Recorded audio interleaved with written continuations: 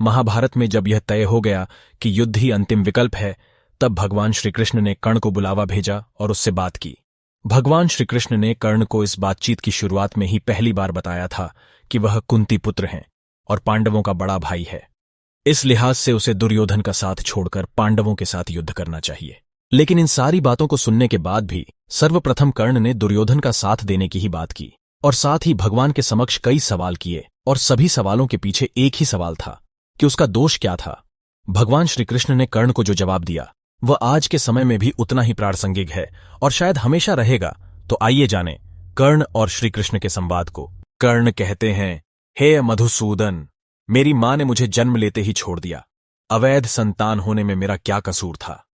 गुरु द्रोणाचार्य ने मुझे क्षत्रिय ना होने के कारण मुझे युद्ध शिक्षा देने से इनकार कर दिया। इसमें मेरा क्या कसूर था? द्रौपदी ने मुझे भरी सभा में अपमानित किया क्योंकि मैं राजघराने से संबंध नहीं रखता था। एक गाय को अनजाने में मेरा बाण लगा गया तो उसके स्वामी ने मुझे श्राप दे दिया। इसमें मेरा क्या दोष था? मेरे गुरु परशुराम ने मुझे युद्ध की शिक्षा तो दी, लेकिन जब उन्हें लगा कि मैं ब्राह्मण नहीं क्षत्रिय हूं तो उन्होंने मुझे श्राप दे दिया कि जिस समय तुमको इस विद्या की सबसे ज्यादा जरूरत होगी तुम इस विद्या को भूल जाओगे। केवल दुर्योधन ने मेरा सहयोग किया, तो अगर मैं इस युद्ध में दुर्योधन की ओर से लड़ता हूं तो उसमें क्या गलत है? हे केशव, इसमें मेरा क्या दोष था? बताओ कृष्ण। श्री कृष्ण ने उत्तर दिया कि कर्ण, तुमने अपनी विपरीत परिस्थितियों के कारण दुर्योधन का साथ देना उचित लग रहा है, लेकिन परिस्थितियां तो मेरी भी कभी अनुकूल नहीं रहीं।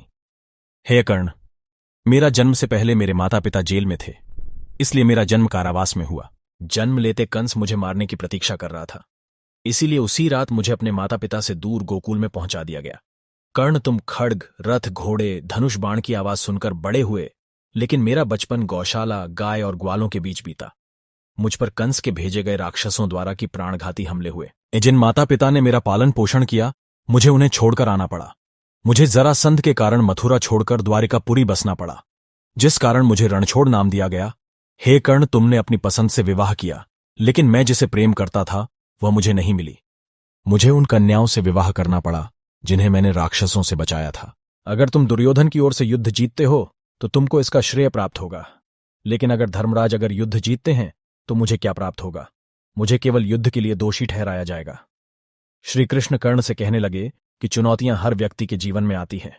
कर्ण, तुम जानते हो कि सत्य किसके साथ है। बहुत बार होता है कि हमें वह सब कुछ नहीं मिलता जिसके हम हकदार होते हैं, लेकिन इसका अर्थ यह बिल्कुल नहीं है कि हम उन विपरीत परिस्थितियों के कारण अधर्म के मार्ग पर चल पड़े।